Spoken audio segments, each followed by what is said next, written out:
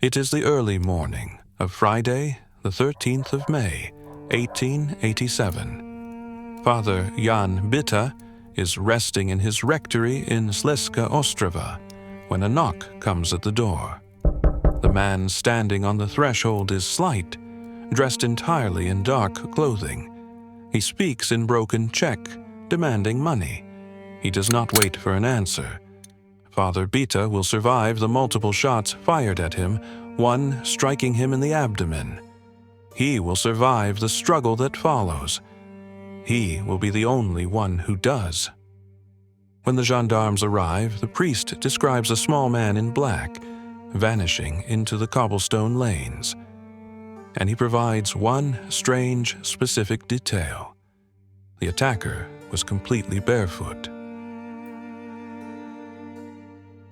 By sundown, a body will be found in the Hulvaki forest, and then another, and then 3 more.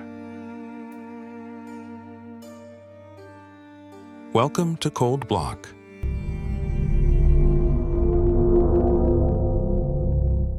In the late 19th century, the Habsburg Empire was at its twilight peak. Northern Moravia and Silesia formed a vast, multilingual landscape of industrial coal mines, quiet market towns, and dense forests. The roads between these towns were long and lonely. When a new killer appeared in these forests in the summer of 1887, the contemporary press reached for the most recognizable villain in Czech popular memory. They called him the Moravian Babinský.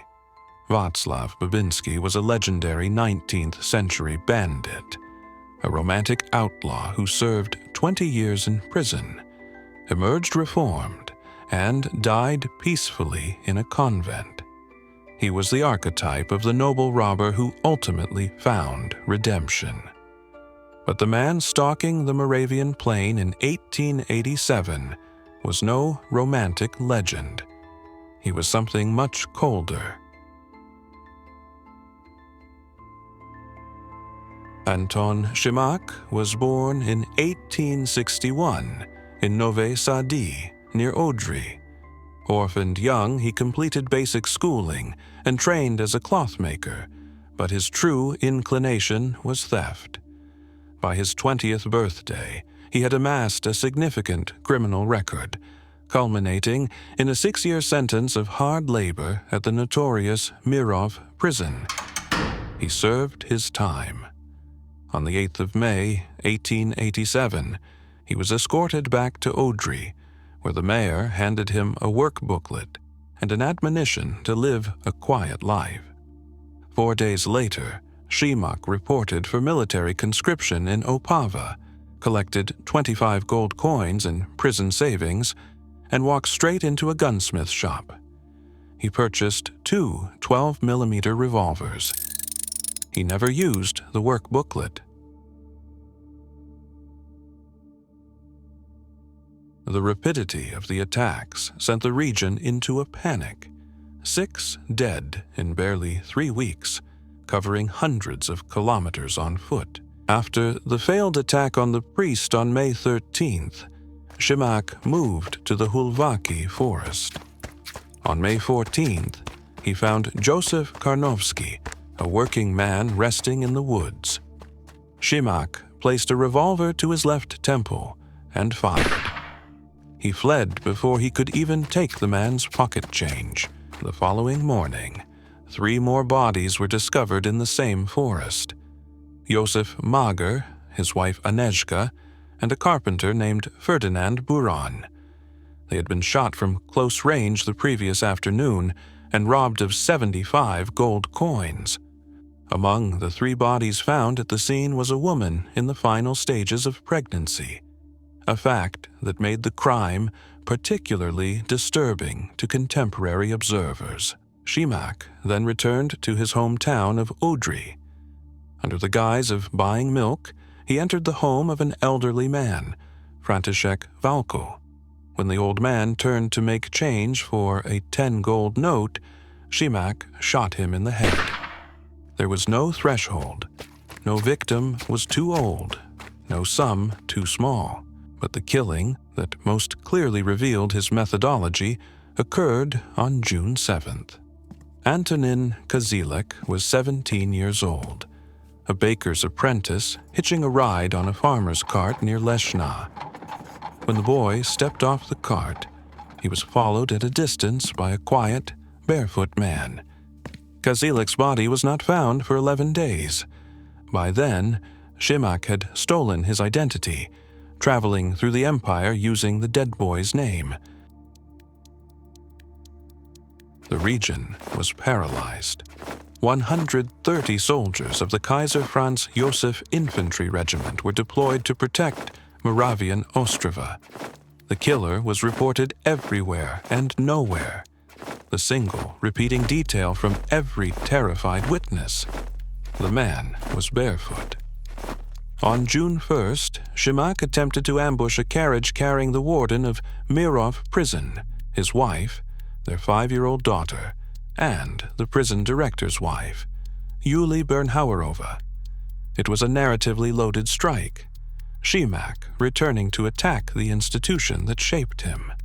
The warden was lightly wounded in the shoulder, but only the alertness of coachman František Riffler prevented a massacre. The investigation would later establish that Schimak was not a rampage killer reacting to opportunity.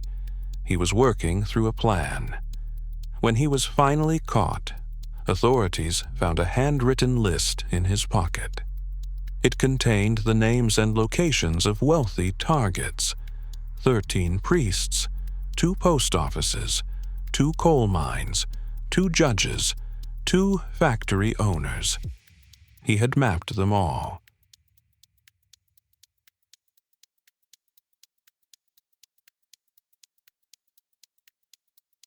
On the evening of June 26th, Gendarmerie Commander František Frey sent word to every innkeeper in the district. Report any suspicious newcomers. By 9 o'clock the next morning, innkeeper Anna Effenbergerova had made her report. Frey and a corporal arrived at the inn in Moravska Červená Voda. The man sitting at the table was subdued at bayonet point. On his person, they found the 2 revolvers, the stolen documents of the 17-year-old baker's apprentice, and the target list. He was transported to the regional court in Nový Jičín, placed in cell 33, and chained with 1.5-meter irons. He said nothing. On the morning of August 12th, 1887, Schimak was led from the prison, escorted by gendarmes with fixed bayonets through the streets of Nový Jičín. A massive crowd had gathered to watch the barefoot killer walk to the regional courthouse. The trial lasted 6 days. Dozens of witnesses were called. In the dock, Schimak was described by observers as stubborn and obstinate. He denied every charge. He maintained his denials with consistent, cold patience, even as witnesses placed him at each scene, even as the stolen documents of a dead boy were produced in court. On August 19th, the jury withdrew. At 8:30 in the evening, they returned their verdict: guilty. The court pronounced the sentence death by hanging, with a resolution not to recommend imperial clemency. Schimak heard the verdict with complete indifference. He wrote only one letter to his sister. He did not confess. It was the first public execution in Nový Jičín in 52 years. 200 tickets were sold. The spectacle itself was the indictment. Vienna's imperial executioner, Rudolf Seyfried, built the gallows in the prison garden. On the morning of October 1st, Schimak was led to the courtyard in prison clothing and chains. The crowd had climbed the chestnut trees outside the walls for a better view. Curses were shouted at him. He was silent. A priest had tried twice that morning to bring him to God, Schimak refused both times. The rope was placed around his neck, and the drop was released. 4 minutes later, the executioner reported completion.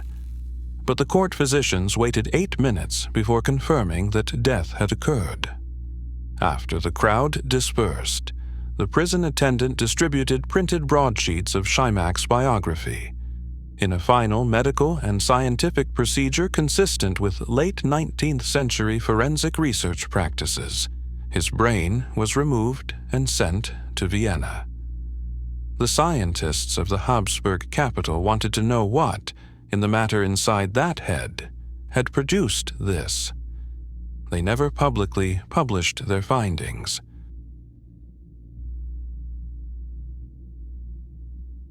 Václav Babinský served his sentence and died in a convent.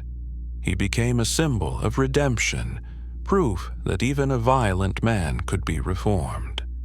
The press had reached for that name because audiences needed a comforting story. Anton Schimak refused to provide one. He never confessed. He never expressed remorse. He died with his mouth shut, his brain sent away in a jar to be studied by men who were not sure what they were looking for. The villages he passed through eventually recovered. The Hulvaki area and hill, locally remembered as Schimakovec in the aftermath, a dark memorial in a place name, returned to ordinary use. The fairground ballads about his crimes faded with the seasons. The Moravian Babinský was gone, leaving behind only the cold reality of what he was.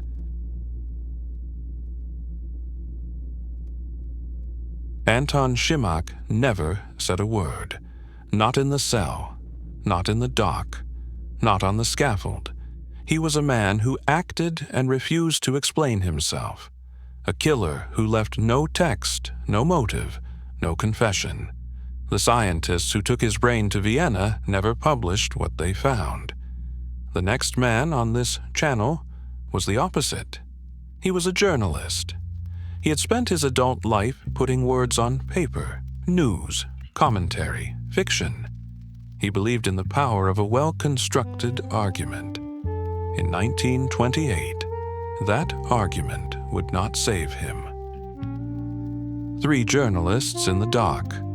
A wealthy Slovak-American woman recently returned from New York with a considerable fortune. A staged wedding ceremony, a body buried somewhere in the Slovakian countryside. And by the time the gendarmes started asking questions, 2 of the accused were already in Paris spending her money. The trial ran for 5 months.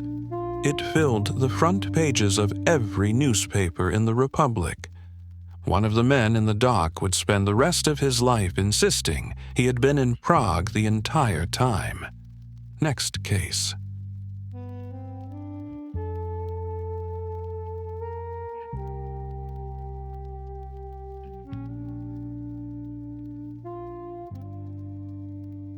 If you made it this far, you already know what this channel is about. Like the video, subscribe to Cold Block, and stay with us. There's always another door.